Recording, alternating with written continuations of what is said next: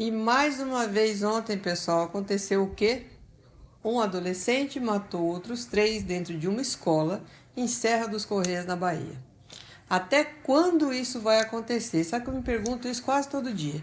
A gente que trabalha com segurança, né? A gente fica sempre pensando que a gente pode melhorar, mudar, mas infelizmente não depende só da gente. Ontem, quando eu vi essa notícia, eu primeiro fiquei muito chateada, né? Porque a pior coisa do mundo para um pai é perder o seu filho.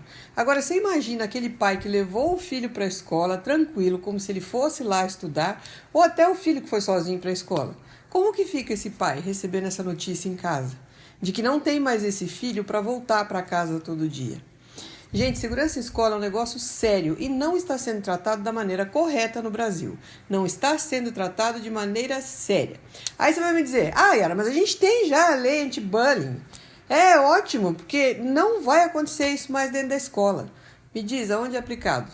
Né? Porque para a gente ter um projeto desses que a lei exige que tenha escola, a gente precisa fazer o projeto e aplicar. Quantas escolas a gente tem que faz isso?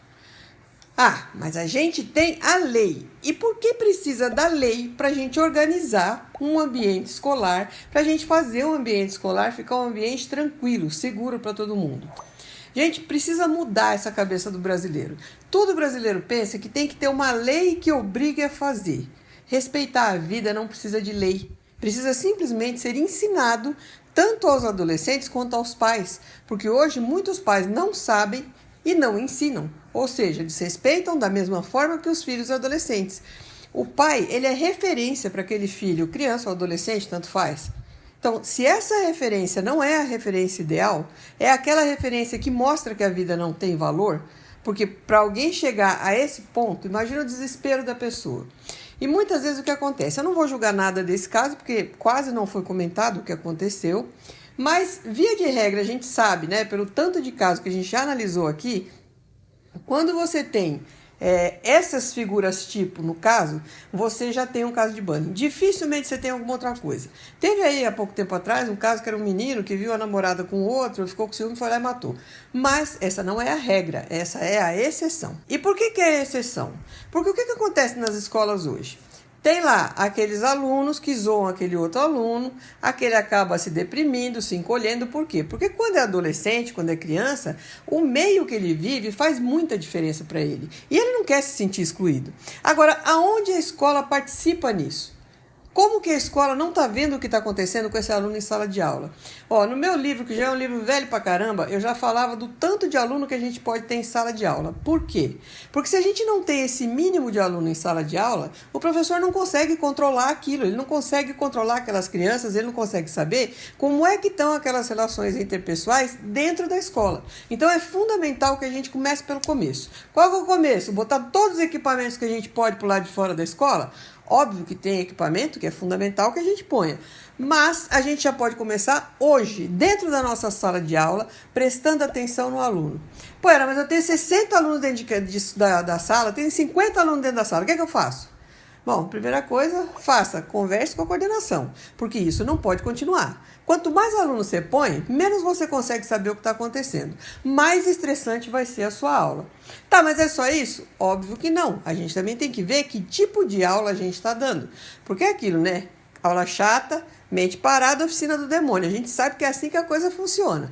Então, são muitos pontos que a gente tem que ver, inclusive na questão de relações interpessoais, de como essa criança está se portando, esse adolescente está se portando, para a gente poder saber que caminho a gente vai seguir.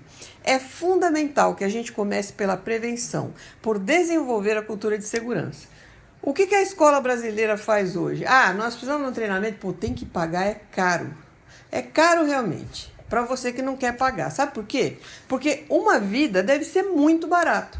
Quando a gente não treina o pessoal da escola, não treina os nossos alunos, não ensina aos alunos a convivência ideal, todo treinamento é caro mesmo. Porque você não dá valor à vida. Né? A gente precisa dar valor à vida. E quando você dá valor à vida, o que você faz? Você investe na cultura de segurança. Você começa por todos aqueles pontos mais simples e vai aprimorando a segurança da escola que você tem. Então é fundamental que a gente faça isso. Mas na escola que o meu filho tá, ninguém fala disso. Se você é pai, chega e fale. porque é a obrigação legal da escola cuidar dessa criança e desse adolescente. Eles têm que cuidar da mesma forma que você cuida. Porque quando você, pai, entrega seu filho na escola, você está transferindo a guarda para a escola. Ou seja, a escola não pode deixar que aconteça absolutamente nada com o aluno. Ah, Yara, mas a gente vai gastar com treinamento? Vai fazer como? A gente vai gastar. Ah, é só aquele de esvaziar o prédio quando tem alguma coisa? Óbvio que não. Quando a gente fala de segurança em escola, e olha, eu posso dizer que eu sou uma das mais antigas que fala nisso aqui no Brasil. Tem entrevista que comprove isso, tem o meu livro, o primeiro livro que já falava de segurança em escola também, que comprova isso, então você pode ir lá ver. Quando a gente fala de segurança em escola, a gente fala de família, a gente fala de escola, a gente fala de equipamento, a gente fala de um monte de coisa, que se não for visto, a gente vai ter o que teve ontem. 4 pais chorando em casa. Obrigada pela sua audiência mais uma vez.